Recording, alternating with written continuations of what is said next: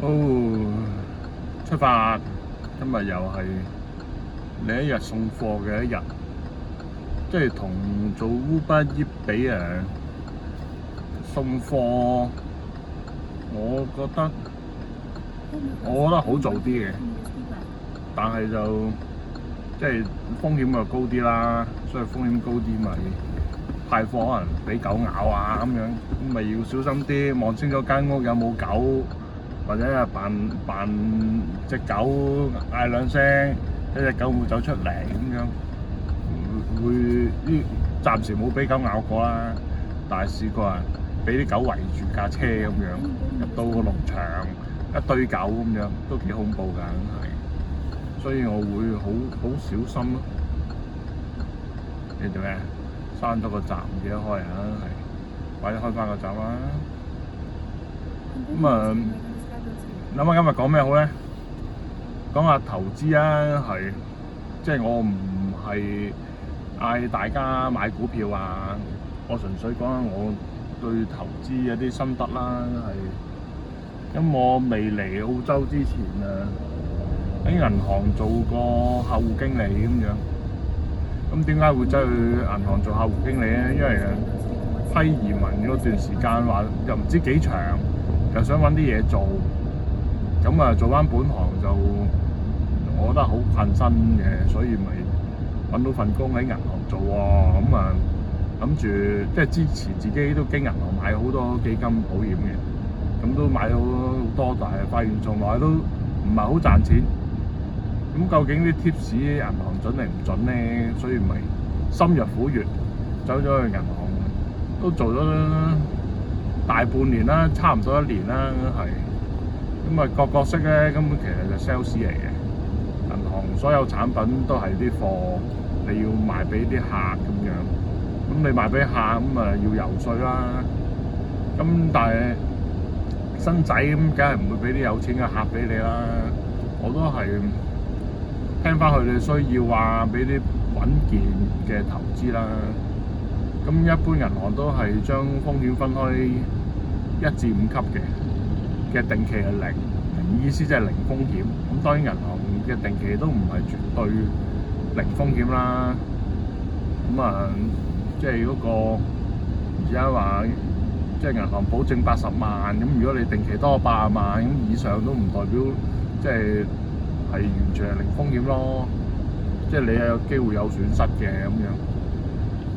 咁啊，投資可能第一樣嘢諗到買股票啦。咁當然買股票係最直接啦。咁買基金其實都係買股票一種，但係我覺得係叫做大包圍。咁即係你譬如你買股票，可能你買某個行業，咁問題你呢個行業邊隻股票跑出嚟唔知，所以你係買行業。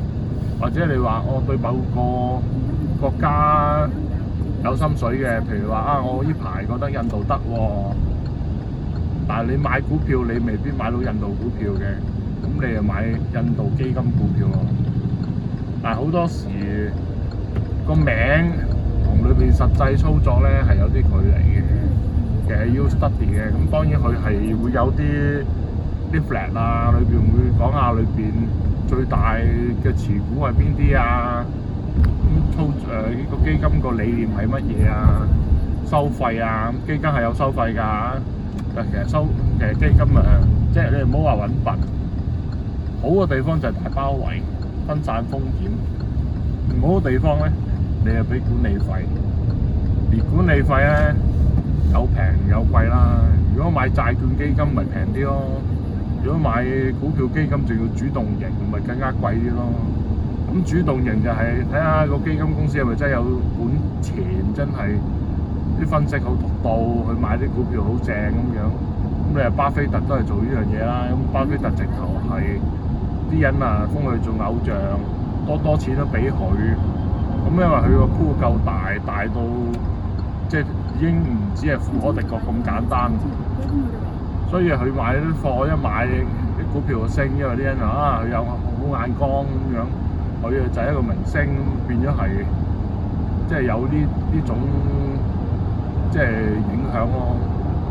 都有時你買基金，你都睇個基金規模大定少啦。如果太少嘅話，其實佢都同你買一隻股票，即係個波幅都唔差得好遠咯。係咁，當然你買仙股會更加波幅大啦。咁頭先提過債券啦，債券咩叫債券嘅？一般嚟講，可能政府債啊，有講呢啲企業債啊，或者政府又再分有地方債啊，咁即係有唔同嘅組織，佢要錢，佢就寫個合約俾你，就話你買我，你借錢俾我啦，我會還翻錢俾你嘅，幾時還本，幾時還息。咁你利息咁梗係信譽好啲，人哋覺得信得過喎。少啲息都肯借，咁所以個息咪低啲咯。但係啲企業本身風險都好高嘅，會唔會執笠㗎？咁你又要人哋肯借錢俾你，一定要俾好多息咯。所以有一句叫垃圾債券，就係講話個評級咪比較低，但係佢哋係大包圍買咗好多垃圾債券，冇全部衰㗎嘛。因為可能佢啲息講緊係10幾厘，咁我買過啦，嗰陣我唔識，咁結果賺息輸本，息賺到好勁喎，8厘息、9厘息，甚至10厘息喎。嗰陣咪有個叫雷曼債券嘅，雷曼債券咪類似今日事發生咯，即係最後個基金輸晒。你唔好唔記得喎，基金係有收管理費嘅喎，佢又輸贏佢都賺你錢嘅咁樣。咁同埋你銀行買咧，佢有個一次性嘅收費咯。你譬如近買得多，佢可能收你1厘，如果正路就收你2厘，甚至係2厘半咁樣。咁呢個都成本啦，唔通你買咗揸半年，咁你係賣咗，咁你要升好多，你先可以賺翻嗰個一次性嗰個佣金嘅嘛。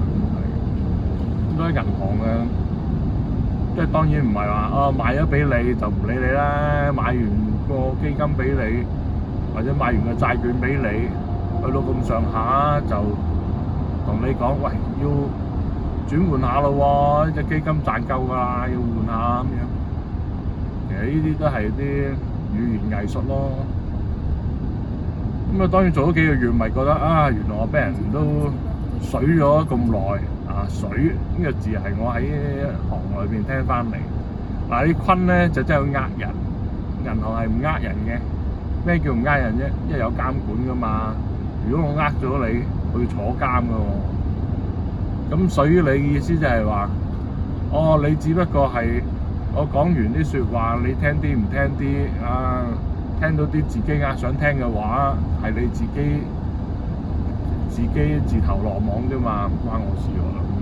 所以佢哋用水嚟講啦，點樣對客去買即係產品啦，係。咁你話保險咁樣，保險其實都係基金嚟嘅。問題佢同你寫咗合約，你瓜咗賠幾多錢俾你咁樣。咁佢又有分保證同非保證嘅。咁你非保證嗰度咧個比例啦，咁有啲就可能係7成係保證，3成非保證咁樣，有啲係仲少咁樣。咁所以買保險嗰陣，你要知有幾多係保證嘅，非保證咯，唔好純粹話兩個加埋嗰個叫預期收益嘅啫。咁你最後攞到個錢嗰個先係真實嘅咁樣。所以市場上有個叫實現率，其實好多人都唔會講呢樣嘢，就係等你唔知道邊隻保險講大話，唔知咁樣。但係你睇得多，同埋佢會分每一年嘅保險同一張單，24年版嘅同23年版又唔一樣咁樣，每年都唔一樣。所以要即係搞清楚自己明唔明白個保險裏邊非保證嘅部分，同埋每年嘅表現係咪真係同佢講嘅一樣啊？定係有一個好大嘅距離？但係保險最唔好就係你一買咗，其實你冇揸10年咧，咁冇嘢睇嘅。就算你揸咗10年，其實個利息俾翻你好過定期啲咯，可能有2厘咁樣。但係問題係，如果你10年裏邊已經要話要錢要攞翻咧，你可能冇咗2-3成錢嘅，或者更加多咁樣。咁而家我冇揸保險牌，冇揸投資牌，我咁喺度咁講啦。如果我有揸啲牌嘅話，喂，真係講呢啲犯法，咁當然我又唔會嗌你買邊間保險公司，我亦都唔會同你講邊間公司好似好啲喎咁樣，好似好啲啦，係，咁我唔會講啦，係，因為我係話俾人聽，知道非保證嘅部分幾多，同埋佢過去表現點樣，同埋佢買嗰啲即係攞咗你啲錢，其實去投資啲乜嘢咁樣，其實你都心中有數咁樣，其實佢都係買基金啫嘛。所以簡單啲講，你買份保險，不如買份好 purely 嘅人壽，即係死咗會賠錢嗰種，係冇回報，加買個基金，其實效果咧接近一樣。不過保險嘅好處就係你瓜咗真好彷徨，你只要有個死亡證咧，銀行快嘅話2個禮拜內咧就收到錢。但係如果你基金嘅話，你就變咗可能喺法庭嗰度申請啊。咁你可能呢幾個月有波動，咁可能你錢輸得好，可能贏好多唔定，輸好多又唔定咁樣，咁當然有個分別啦，咁我對每個產品都熟悉，因為其實我自己本身又有買，咁同埋我大學都係讀金融同會計啦，係，所以對呢啲好清楚。咁至於銀行嗰度其實都學到啲銷售技巧嘅，即係究竟對啲 sales 可能嗤之以鼻啦，覺得講大話咁樣。咁我又唔係啲好講大話個人，所以我又好難做呢行。不過你要進步咗自己嗰啲語言技巧，即係個人都想中意好聽嘅説話啦，即係讚你靚啊，讚你高啊，讚你讀書叻啊咁樣。其實技巧就係先多讚個客，等個客覺得你個人唔錯喎，信得過喎，跟住你咪喺揾佢弱點，譬如話佢有小朋友，咁你可能話喂，你死咗點算啊？咁小朋友讀唔到大學喎，咁你可能就要買份保險啦，係。咁你話我有啲錢又唔用嘅，但係我又唔想買保險，咪退而求次叫你買基金咯。咁即係睇你個口味咁樣。咁今次入去銀行做，揾到個老同學，原來發現佢嘅專係真係好高級啦，而家係咁你可以話時報又得，都可以話發現，原來銀行都係咁樣嘅啫，係有人係幫你作啲講詞，每個禮拜話俾你聽，喂，呢個有咩策略？其實策略分正負面嘅，有啲數字係靚嘅，有啲數字係差嘅。咁你同個客傾嗰陣，你咪要知道佢係向正嗰邊定向負嗰邊啦。你梗有啲數字啱使嘅，啲數字咪追個客，等個客覺得係喎，我原本諗住負面啫，原來真係好負面嘅喎，同埋原來我諗嘅嘢咁正確嘅，咁咪聽你講指引買嗰類型產品咯，係嘅。咁喺銀行做都學咗嘢嘅，即係聽佢哋講嘅啲數字，其實嗰啲咁嘅數字個禮拜都出㗎啦。咁有正面有負面，係咪每一次都係 turning point 啱啱轉捩點先？反而我覺得而家睇多啲政治新聞，你會睇個大環境，更加容易會知道，起碼我而家就會對外幣個交易興趣大啲咯。即係可能搬咗過嚟，你要澳紙，咁你會對澳紙嘅升幅啊，對其他貨幣啊，你會多咗啲認識。咁你譬如話呢排咁樣，中國抵制日本咁樣，咁可能日元就咁樣少咗旅客，咁可能就會升幅低咗啊！呢排都低啦，即係0.05，即係5蚊，即係對港紙係即係100蚊日元5蚊港紙咁樣，咁咪算好低啦咁樣。前嗰排都有5個2咁樣，5個1起碼都，而家係5咁樣。咁可能都有影響。咁喺澳洲嚟講，譬如澳洲主要係出產煤炭啊、礦啊呢啲賣去中國，咁中國唔好景，入口少咗，咁買澳紙嘅需求就少咗啦，一樣係，所以澳紙排都係弱咯。雖然其實都好多預測，其實我都睇過好多預測，都話澳紙會升嘅。咁我都見到啱位，我都會入翻啲澳紙，一來搬咗過嚟自身會有用啦。咁至於外幣咁，可能譬如話英鎊咁樣，而家都升得有啲高啦。曾經好低嗰陣，好多人都會買咁樣。其實你外幣你會留意咯，即係如果喺低位嗰陣入啲咯，入完之後可能買啲比較保守嘅債券，譬如有3厘息咁都好啦。咁隨時可以放得到嗰種喎。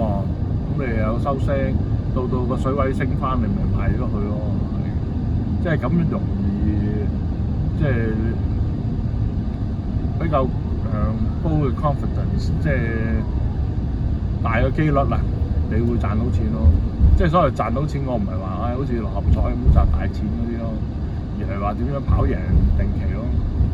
因為如果你好保守，你唔投資，純粹買零號風險嘅定期，咁定期高息嗰陣，其實意味着根本個市場係對資金好有需求，因為我哋可能覺得投資又好，做生意又好，所以先肯俾咁多錢你，用你啲定期咁樣俾到你，咁你肯借錢放喺銀行轉借俾嗰啲商家咁樣。咁其實個市係升緊嘅，係好嘅，但係呢個花無百日香，高嘅定期係唔會永遠啦，可能都係維持半年、1年，咁唔會永遠噶嘛。但係可能同一時間你買啲股票，有機會升好多嘅喎。咁喺銀行做，咁佢哋做嗰啲統計過去話，18年嘅平均買股票平均咧，每年嘅回報係10厘。買債券嘅回報5厘，所以如果你話我想好個定期，咁我諗定期拉勻都唔知有冇2厘啦。咁點解債券會好過定期咧？定期係零風險啊嘛，債券有風險啊嘛，所以債券係有5厘咁樣，定期可能得2厘咁樣。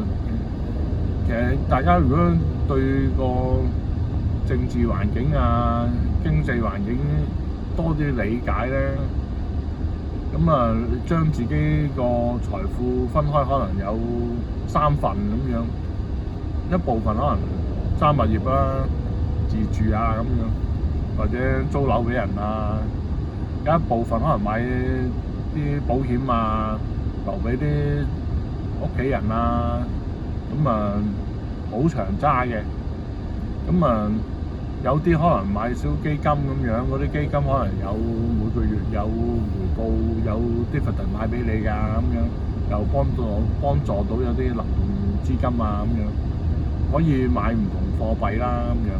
咁剩翻可能少部分，可能10%，你可以買啲風險高啲嘅。咁即係銀行都有分1、2、3、4、5啦，係咪？咁1、2、3、4、5可能最高5好似買大細咁樣，就可能辛苦啲。咁你買啲3至5之間，或者你考我自己眼光，純粹睇自己眼光短炒嘅咁樣，咁唔一定幫晒銀行嘅。咁有好多 book 卡，網上 book 卡收費又平緊銀行好多啦，係。咁我亦都唔介紹用邊間啦，即係每個人自己諗啦。咁而家我有好處就係發現呢間放美金啦，尤其是個息口都幾好，咁你差唔多當活期咯。咁同埋可以借出邊外幣喎。咁我可能會借咗瑞士法郎，咁因為瑞士法郎而家高位，咁低位嗰陣還翻，咁我咪又賺咗外匯咯。同埋佢本身就低息咁樣，因為瑞士法郎係一個避險貨幣，一般以日元同埋瑞士法郎作為避險貨幣咁樣啦。有咩風吹草動，啲人咧就會買咯。咁兩個都低息咁樣。咁日元就因為而家低位，如果我借日元嘅話，日元升翻嘅話，我咪蝕張。所以日元我就唔會借咯。咁啊，但係你入咗日元買咗日元嘅話，你係咪除非你投資翻日本股票？因為買日元嘅債券一定係冇息嘅。日本好似都冇乜點，即係起碼可能得翻日本人先買到啦，係亦都冇咁多渠道買到日債啊，所以被逼啊，只會買翻啲股票咯，係。咁不呢排巴菲特都有持日本股票咁樣，咁啊揸多少都冇問題嘅，揸少少啦，冇話揸多啦，係。咁啊，至於瑞士法郎咪當一個借貸嘅個出路咯，係。咁至於啲新加坡元啊、加紙啊咁樣，咁加紙都係比較弱啦，而家係。咁其實同個政治環境有關啦，因為加拿大同美國叫反咗面，即係而家嗰個總理卡尼咁樣，即係本應係諗住佢選唔到嘅，但係因為呢人真特朗普咁都係選咗佢。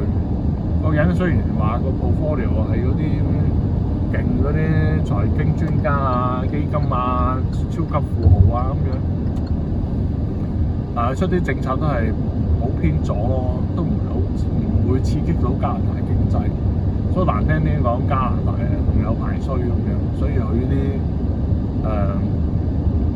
即係佢個加拿大幣都加拿大紙都想升上高位都有啲困難歐洲啦，歐洲其實都升緊嘅，歐元係。而家入我都覺得高咗啲咁樣，低位嗰陣我曾經都有嘅，升嗰啲我賣咗，買得太早啦，係。咁其實都交緊學費咁樣。咁講投資就係你有投資。咁我做到我而家我個 portfolio 平均回報係4.7厘到啦，係。咁同我目標就係有啲差距啦。我希望係低風險地有6厘息呢個願望。咁而家未做到啦，希望遲啲會做到啦。咁等於我喺度做啲兼職都係嘅。點樣可以出最少個力就攞到最多嘅錢咧？我目標係一個禮拜做20個鐘，就賺到超過700蚊澳紙，甚至乎800蚊。即係出最少個力就攞最多個錢咁樣。所以都係每種兼職我都會研究下。喂，如果第時揾到啲更加正嘅兼職，好 flexible 嘅，又唔會阻住我湊仔嘅咁樣。湊老婆嘅，因為揸車做司機咁又賺得到，個回報高，我會做。當然要考慮個工種本身啦。揸亞馬遜最大嘅風險咪俾狗咬咯，不暫時未俾狗咬啊 touch wood 真係。同埋而家多咗啲要求密碼，即係啱啱去到間屋冇人咁有密碼啫，咁你又要拎翻件貨翻個倉。譬如今日咁樣，佢離個倉50分鐘喎，架車程要成40公里咁樣。如果真係送翻件貨翻去，都係幾玩嘢嘅。咁嗰度即係佢又唔會俾翻錢你，佢咪再俾翻嗰啲鋪錢俾你咯。咁投資又都係點樣最低風險攞最高回報啦。其實我開咗個 Facebook 群組叫50人生研究中心，即係點解50咧？50歲就係你話到老又未到老喎，到老你當60歲叫開始老，你都仲有10年。咁一般人即係叫做唔完全唔做嘢啦，咁梗係65歲以後啦，即係就有15年。咁我有啲咩做咧？咁我有好多嘢想做。嚟緊可能會買啲喺呢邊買啲online 買啲嘢出去啦，喺大陸入啲貨咁樣，都樣樣都想做。即係我唔想嘥咗年華，即係而家叫相對係比較有知識啊，仲有啲活力啊，搬得貨啊，呢啲貨都仲搬得喐啊咁樣。點樣為自己爭取最大嘅回報，但係又要穩陣嘅。始終你唔穩陣啊，小朋友啊、老婆啊點生活先得㗎？後生你冇仔女梗係幾高風險都唔怕啦，冇飯咪翻屋企叫阿媽煮飯俾我食咯，冇錢出去煮飯，即係扎炮咁樣啊，係咪？咁真係咁樣50歲要揾啲節目啊，有得玩嘅，有得食嘅，有錢使又唔擔心，但係你都要做啲嘢，啲錢又唔會自己跌落嚟，除非你嘅 base 好大，大到完全都唔使憂啊，日日走去食好嘢，食翅食壽司啊都冇問題。咁我又未去到，我最多只係講句就係、即係唔憂生活啫。咁可以咁，希望1年去4次旅行咁樣，所以咪啲回報各方面做得好啲。我去唔到4次旅行，都去到2次啩，即係呢個我願望啦。咁今日講到呢度啦，因為天色都唔錯，下次再傾過啊。